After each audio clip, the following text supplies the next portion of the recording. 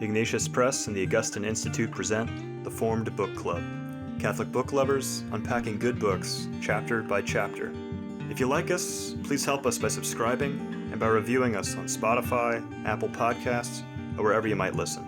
And don't forget to sign up for weekly updates and study questions at formedbookclub.ignatius.com. Welcome back to the Formed Book Club. We're going to continue our discussion of saints and sinners in the Cristero War. I'm Father Fessio. This is Vivian Dudro. We have Joseph Pearce with us. And we're not clear where we stopped last week. There were some things I wanted to say about the end of chapter 4, although some believe that we're already at the end of chapter 6, but we'll just go a little forward and see what happens as we go along here. But I wanted to point out on page 91, well, actually begins on page 90, which I did talk about last week. And this has to do with what were the factors which allowed the Cristeros, who were poorly armed, poorly supplied, and much smaller in numbers than the Mexican state, what allowed them to be as successful as they were for as long as they were. And the author asked the questions, how did they do it? 4 reasons, page 90. The first one was high morale. We talked about that. The second was strong support of rural population. In the footnote down there, footnote 31, there was some support among urban populations, but it was minimal. Most city Catholics, whether from indifference or from fear, simply watched the rebellion from the sidelines, which is to say that it was flyover country that put up the resistance. And I don't want to get in a long discussion philosophically or theologically about whether cities are good or bad. They're both good and bad.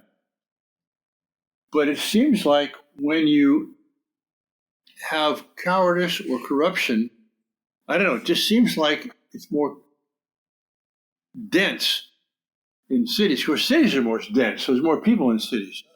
But it's interesting to me that in the Cristero War, it was the countryside that rebelled, or the city sat on the sidelines. That might have something to do with the fact that the people in the country had arms. You know, because we know that now, leading up to this Cristero rebellion, Mexico had been in civil turmoil for decades. Ever since independence from Spain, there had been uprisings of all kinds and different, the War of the Generals. I mean, the country had already been through so much. And the people in the countryside, they had weapons to protect themselves against all of this chaos and violence and everything all around them. I have a feeling anyway that people living in the cities aren't likely to have a cache of rifles in the cellar, So it's possible that the people suffering the most through all of this also were the people who were armed. And, It's also harder for the government to police outside of the big cities. Exactly. It was the same thing again during the English Reformation. The further you got from the cities, the more that the Catholics continued to defy the government because it was easier to do so. Mm-hmm. That's probably a large part of it as well. Mm-hmm. Good point, because one reason that we lost the Vietnam War was because it didn't take place in the cities. And also Afghanistan for 20 years, why is the most powerful country in the world unable to subdue these people? Well, they're all spread out. They're doing guerrilla warfare, Well, and also, but lessons of history, the one place that during the height of the British Empire, the one place where no British servicemen wanted to be sent was the Khyber Pass, which is in Afghanistan. That was like being sent to the inferno because it was unpoliceable. And the Soviet Union, and remember that Afghanistan was actually on the borders of the Soviet Union. They didn't have to fly over. They could march in. They couldn't subdue it either. So there's lessons to be learned there that basically the Afghans know how to fight guerrilla warfare in rural mountainous terrain. That's right. And I will just add a little personal note, because I drove through the Khyber Pass twice, 1970, I think it was, the summer, a little deux chevaux, a 2-cylinder French car. And I mean, look, Afghanistan is a pretty barren-looking place in this Khyber Pass. Not like a lot of trees there. It's just kind of rocks. But we're driving through, and all of a sudden we see these rocks coming at us. And these little kids are up on the side of the mountains throwing rocks at us, you know. It was strange. Okay. Well, I want to point out, and we discussed it a bit, but page 93, the fourth reason he gives, the Women's Brigade. And on page 94, at their peak, there were 25,000 of them. Think about that. Yeah. Okay, so I want to mention that.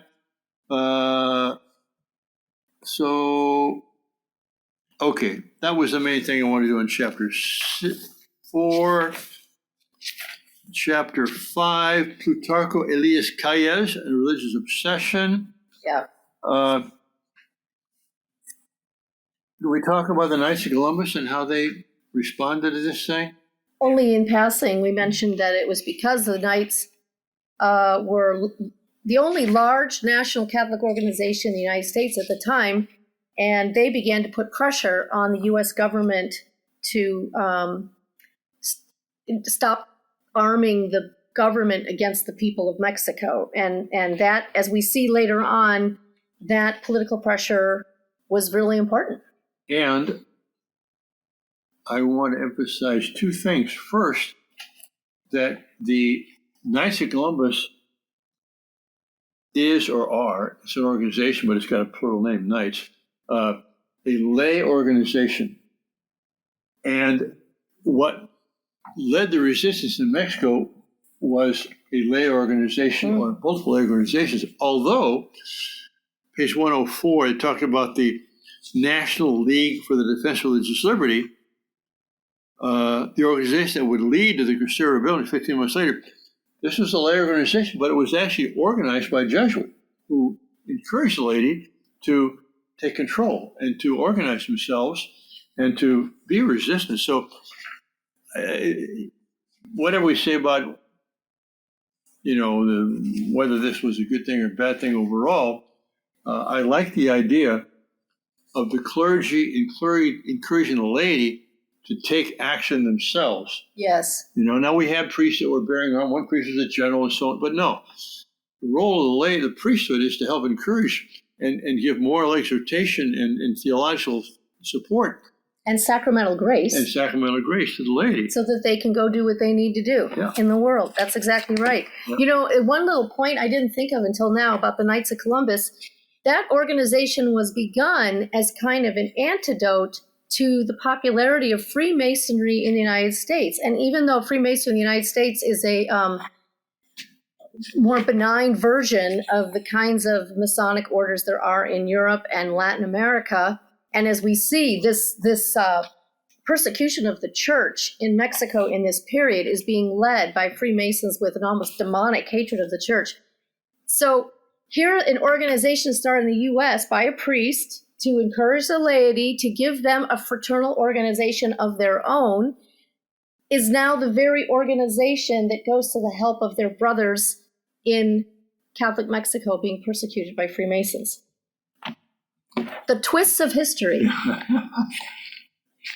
Yeah, and again, I think we may have discussed this briefly already, but against this lay-led resistance to secularism, we have, the politicians, because, page 112, the Bishop of San Antonio complained that how the United States could keep an ambassador in Soviet Mexico when it did not recognize Soviet Russia.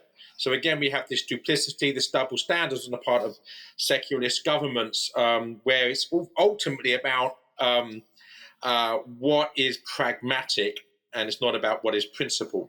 That's right. Realpolitik, they call it in German, yes. Yep. Yes.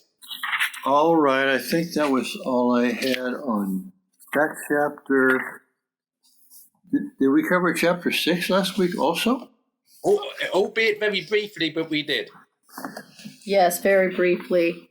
All right. Well, did we mention Bartolome de las Casas? No, and he's worth mentioning. Okay. This was an inspiration for Francisco Orozco, who became a very important bishop of Guadalajara. But his inspiration was at least partially from Bartolomé de las Casas, who was a Dominican friar who, during the conquistadores and the period of the conquest of South and Central America, was pleading and arguing for the humanity of the Indians there and arguing against the exploitation of them by the mercantile groups.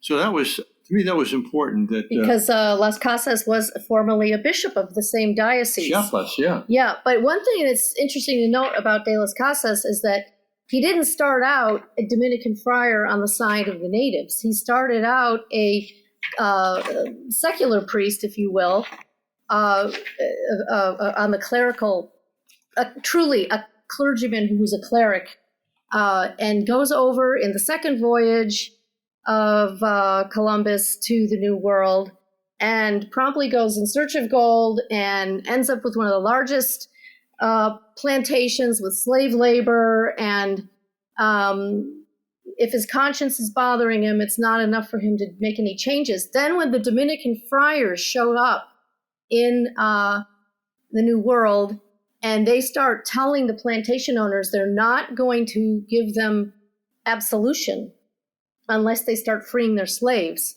That was the coxcrow for de las Casas. And he did give up his plantation and his slaves. He entered the Dominicans. He became a preaching friar along with them. And then he played a very pivotal role going back and forth to Europe, pleading with the Habsburgs and the Pope and anyone who would listen to him to teach in an official way that the natives of the New World were not to be slaves. And anyway, he was a heroic man, but interesting, he didn't start out that way, right? It was a process. But what you learn when you study the life of de las Casas is how the Spanish crown set up these plantations. And when they gave the land that they put their flag in and therefore claimed for themselves, when they gave the land to the Spanish colonizers, all the people living in that vicinity were automatically enslaved to that landholder. And so, unfortunately, Mexico also inherited this system, right? And it took time to dismantle it. And that's part of the reason why the struggle in Mexico, first against Spain, then against socialism and communism that was supposedly defending the poor and all that, you can see how this struggle began centuries actually before it comes to this. Yeah, and I'm convinced this is something which transcends modern ideological nonsense such as critical race theory. I am convinced that all of the discord and disharmony in human history is a direct consequence of the sins of previous generations. Yes. Slavery, of course, is an abomination. And the fact that we are living with the aftershock and the ramifications of that abomination centuries after is ultimately, I think, an example of divine symmetry. Yes, and speaking of slavery, unfortunately, de las Casas, because he became such an advocate for the rights of the indigenous peoples, he did not come out strongly against the transatlantic slave trade from Africa, because Black slaves were being used to replace the natives who just got their rights. And it took now the church even a little bit longer now to give the same recognition to the Black slaves that they had given to the indigenous peoples who were enslaved. And so you're right, Joseph, this can just go on for centuries. And still on the plantations, the sugar plantations in the Caribbean, even to this day, I mean, the workers there are in a state of veritable slavery with no rights and no. So and this country gets most of its manufactured goods from China. Exactly. Where the workforce are all slaves to an ideological system. So slavery's not disappeared. That's right. Nor is it something which victimizes one particular race. That's right. That's exactly right. Well, I don't want to get into a long discussion of wage slavery, but even in the United States, it's not easy to quit your job. That's right. Where else will you go, and what's going to happen to you? So, and then back to your question, what you said about it just perpetuating itself to generations. That's what we call original sin, Yes. basically, too, Yep. I mean, you have the fall of man, and once it's there, it's an endemic, not a pandemic, but it's endemic. Mm-hmm. But that's why, the whole point of Christ's coming was to say, I'm the force against that. We're going to kind of restore the original image of man and woman, for example. But it's a battle we have to fight all the time. Yep. Because man is fallen. And by the way, that's a whole other topic. Augustine in his view of man, sinful man, as opposed to the Rousseauian view of we're all born naturally good. And, no, it's we're all born. This is why critical race theory is basically a distortion of this understanding. The very fabric of the world is such there is systemic sin that cannot be just wiped away and erased. Of course, it's not systemic sin that's the fault of one race over another. It's systemic sin, which is part of who we are as human persons. But the ironic thing is that the very people who talk about systemic race theory are believing you can wipe out, cancel the past, and get back to Eden. Right. In other words, they're Rousseauians. So they on the one hand, they take some sort of systemic understanding, misapplied, and then believe if you somehow cancel all of that by some magic, then we can have a tabula rasa and a perfect Edenic future. So it's the nonsense under which we're living at the moment. Right. And, this upheaval in Mexico from the time of independence all the way leading up to the Cristero Rebellion to show you how awful this violence and anti-clericalism and everything that was going on for decades. On page 145, historians have calculated that for every famous revolutionary who died between 1910 and 1920, this is before the Calles laws, which enforced the 1917 Constitution. This is all before that. 100,000 nameless Mexicans also died. In a country of 15 million, between 1.5 and 2 million lost their lives to violence or starvation as troops wreaked havoc in the countryside. So talk about your opening question, why more support in the rural areas for the... Well, these poor people have been suffering from this blatant abuse since 1910. Yeah. And it's in this chapter about this bishop because he grew up in this area and saw firsthand this devastation and tried to do something about it. Of course, I don't think he was very effectual, was he? But at least he tried. Yeah, I think I would. Before we move on to chapter 7, the conclusion of this chapter 6, page 158. This is something which, if you like, prophesies or prefaces our discussion when we get to the final chapters of the book about the betrayal, as I see it, of the Cristeros. It says 6 years had passed since the agreement with the government that ended the Cristero War, and I'm probably pronouncing this hideously wrong, Orozco, could see that nothing had changed. The government continued to restrict the number of priests who could serve in parishes, blatantly ignoring the provisions of the peace agreement. In many states, practically all the churches had been closed and priests were nowhere to be found. Now, as you will see, this is not the place to discuss this. That was not because the Cristeros lost the war. Right. It's because they were betrayed by a peace agreement, which basically just put the country once again into the hands of the Marxists.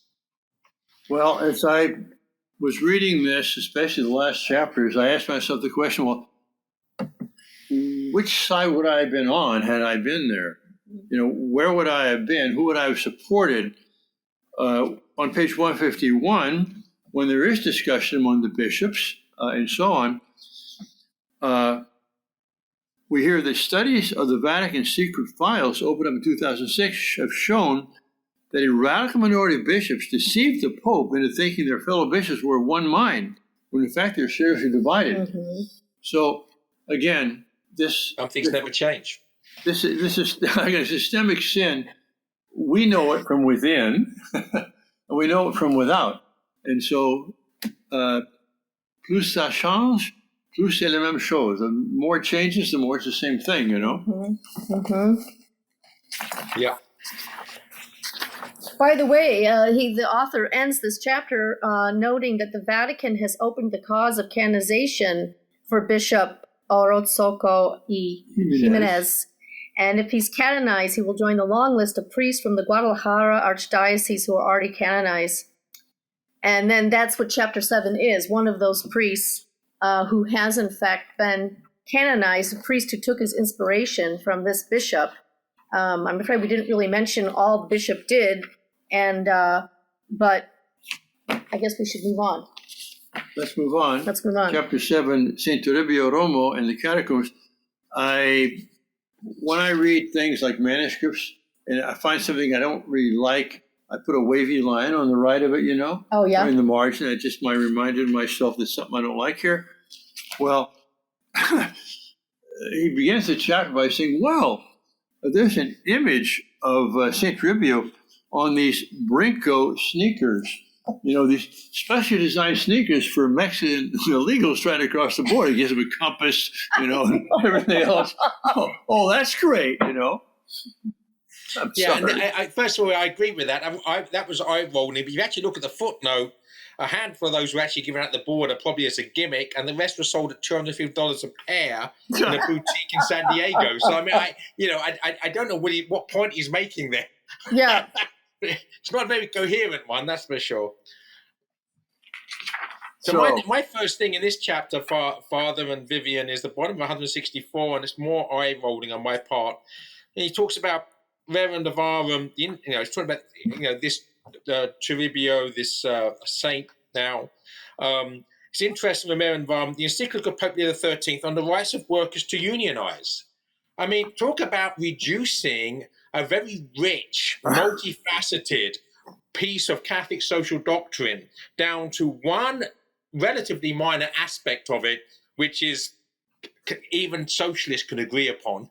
It seems to me this man does not really understand the author I'm talking about, the social teaching of the church, and he understands it through the lens of secular social understanding of things. Well, also very important, when Leo XIII talked about the right to unionize, he was not talking about what we think of unions as labor against management. Right. It was more like a guild where everybody involved in this profession, from the owner to the journeyman to the master to the apprentice and everything, they were part of the same guild under the patronage of a saint. So I'm not opposed to the right to union. That's fine. But in America, especially, we have this kind of adversarial society with our legal system and so on. And Leo XIII was definitely not putting a stamp of approval on anything which would encourage class struggle or a adversarial relationship between labor and capital. But they want to give workers the right to have a voice. That's for sure. Right. Well, on the contrary, the whole point of Reverend Avarum was to actually go beyond this class war to some sort of reconciliation between the various aspects of society in the interests of justice, which certainly included justice for the workers, but it wasn't adversarial. The usual words, it certainly wasn't advocacy of class warfare or class struggle.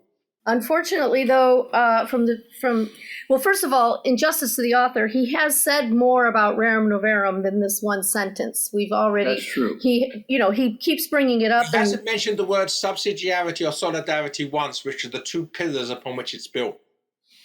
Go ahead, Vivian. Okay, fine. But I just want to say he has mentioned more than this. However, that's not my point. What is my point? That since the very beginning of industrialization, this turf warfare between Catholics and communists for the worker, for the heart of the worker, has been going on now for centuries.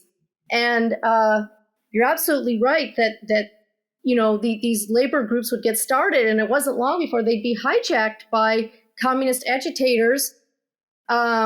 And a lot of Catholics have chosen, I've met many over the years, who've chosen to work side by side with communists because there aren't enough of them, Catholics that is, ardent Catholics.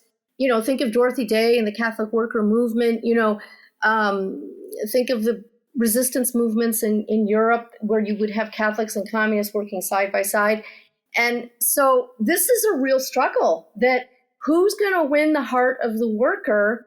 Is it going to be the Catholic Church because it's convincingly preached the gospel that she's on the side of the fellow man because of Christ? Or is it going to be the Communist Party that manages to promise the moon and tear things down to deliver it? And then, this has been going back and forth for centuries. And just one little small biographical note, when I was in a communist book club back in my leftist days, and and one of the members of the communist book club was the head of one of the huge labor unions on the East Coast for paper mill workers. And this guy actually had the audacity to complain that, every time they would win these concessions from management and the lives of the workers actually improved, it was really bad, because then they didn't want to usher in the revolution anymore. Of course. And that was one of the lights going off, like, I don't think I want to be a communist, actually. What do they really want? So yeah, if I can say the following page 165 here, I love this Santoribio Romo's. He's with St. Edmund Campion and St. John Paul II, being a playwright. Which what's interesting is his play Let's Go North, which is a one-act comedy, is very different from the way that the chapter begins, with a sort of tacit support for illegal immigration, where basically the saint is saying here that these people go to the United States, they learn how to become materialistic and hedonistic and enlightened, and come back with all these crazy ideas that subvert the Catholic faith. So he's basically sort of seems to be saying that this is not a good idea, right? Mm-hmm. Let's stay where we are and make things work. Yep.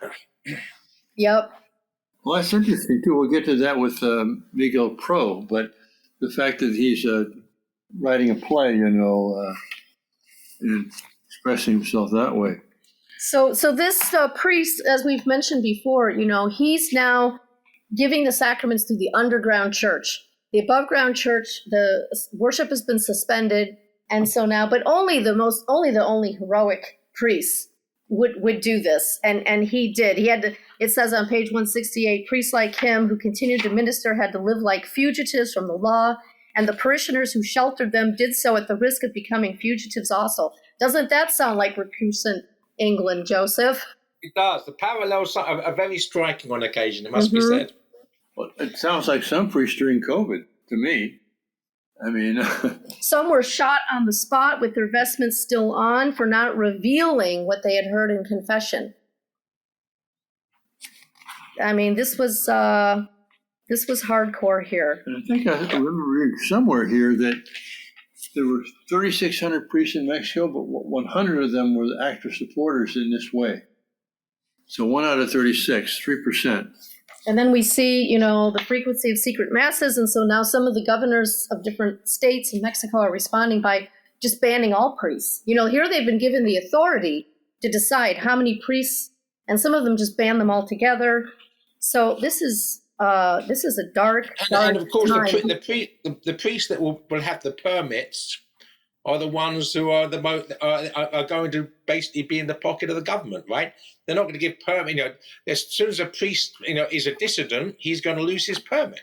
Right. Basically, it ensures conformist clergy and a conformist church. That's right. Yeah. But what's interesting is with the approval of Rome, some of the lay ministries that were approved during this time. Self-administered communion, that's on page 171. But it's interesting, on 172, new paragraph. Interestingly, the bishops insisted that people must self-administer communion rather than receive it from someone else. That is, because they didn't want to give the idea that a lay person, can have the role of a minister. Right. So you had to go up and receive it on your own and follow certain procedures to do that. Holy hours. I thought that was interesting that holy hours became a substitute celebration. And, holy hour also took on importance and still during COVID and beyond, right? People started going to holy hours because they couldn't go to Mass. Right. I'm a priest and I believe in the importance of the sacraments. So one of the blessings of a priest is that I can always celebrate Mass, unless I'm in prison. But so however, you can close the church, but you can't stop me from receiving communion. But, the famous story of Japan, where they were 3 centuries without a priest. That's right. And when the priest finally got back there was a vibrant Catholic community. Do you love Mary? Do you believe in the Pope? Do you believe in the Eucharist? Okay. Yep. So important as they are, we can survive without the sacramental help for some period of time. We don't want that. Right. But if we have to. And so then how he's finally, he's doing all this clandestine ministry, and then he's caught. He took a lot of risks. He's caught, and he's literally just shot in his bed, right? Yeah. Kill the priest and they shoot him. So he then is one of the 90 priests who were shot during this time, and the next chapter is on another priest. Miguel Pro. And I think it's time to conclude for this week. We'll hopefully conclude this book next week. But to get ready, the next title we're going to discuss is called The Music of Christendom. And it's an excellent book on the history of music in Christendom. And we were going to cover our first discussion chapters 1 up to chapter 7 and including chapter 7. So up to chapter 8 or up to including chapter 7 we'll discuss 2 weeks from now, we hope. Okay. Thank you, everybody. God bless you. We'll see you again on the Forum Book Club. If you enjoyed this discussion, please help spread the word about the Forum Book Club by subscribing to the podcast and writing a review. You can sign up for weekly updates at forumbookclub.ignatius.com.